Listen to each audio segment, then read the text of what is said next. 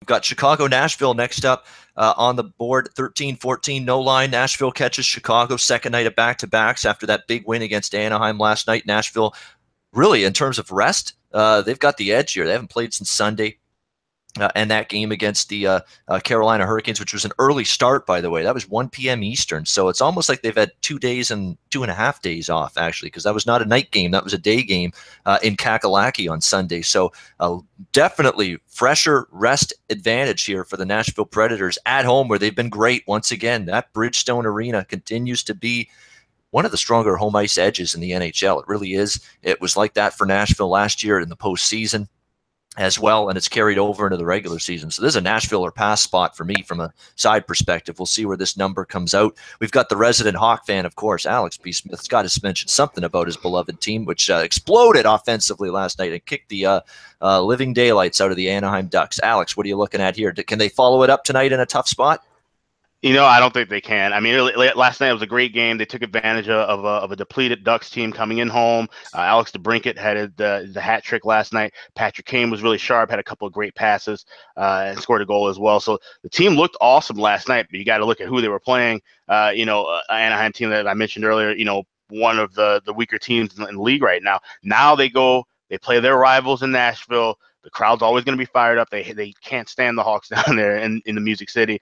And like I said, they've been playing very well at home. And the Hawks back-to-back, they have lost 3 of the last 4 in the second night of back-to-back games. They have last night started a stretch of 5 games in 7 nights. So now that means that Corey Crawford played last night. It's going to be Anton Forsberg in net. We've seen him struggle. He's lost 3 of his last 4 starts. So I'm hoping that we can get a decent price, but I'm going to be looking at playing Nashville tonight.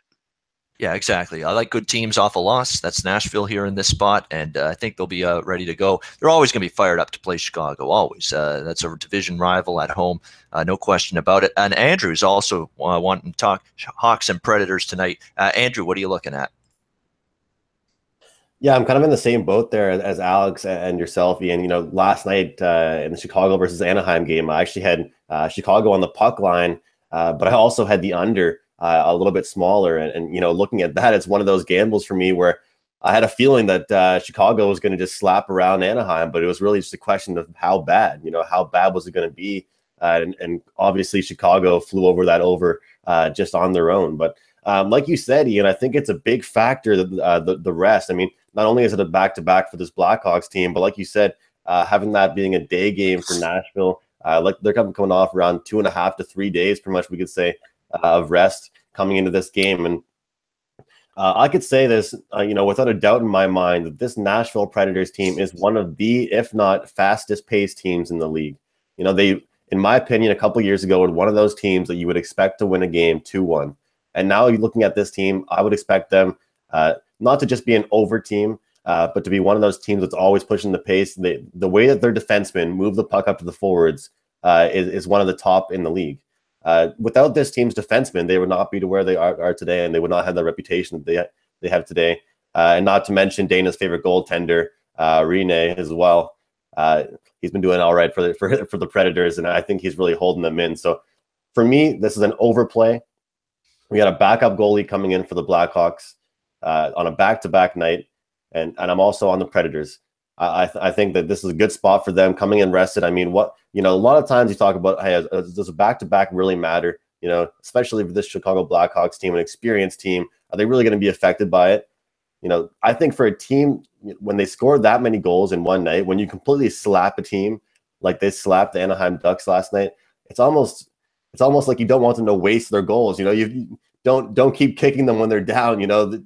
Once the game is over, it's over. So I feel like they're coming into this game right now. They scored so many goals last night. They might be kind of deflated and, didn't get to sleep in their own beds last night. They're on the road still coming into this really piped up Nashville arena. I mean, like you said, they proved it last year in the playoffs as well.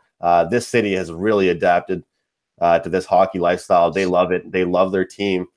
And this is why I think the Predators will take care of the Blackhawks tonight. All right, so Andrew on the over and Nashville in that hockey game tonight. So, and I'll be on Nashville probably too. I'm just waiting to see the line. I want to make sure it's in my range, in my playable range. We'll see, but I'll be on Nashville probably in some form. Hey guys, thanks for tuning in to our channel. Now, we've put a lot of work into producing all these free videos, so please help us out and keep all our content free for you forever by simply liking, sharing, commenting, and subscribing. Now, not to mention, a visit to our industry-leading website will warm the hearts of all our SBR employees, especially myself. Now, the links are over there to the left, so do check those out. Thanks for watching.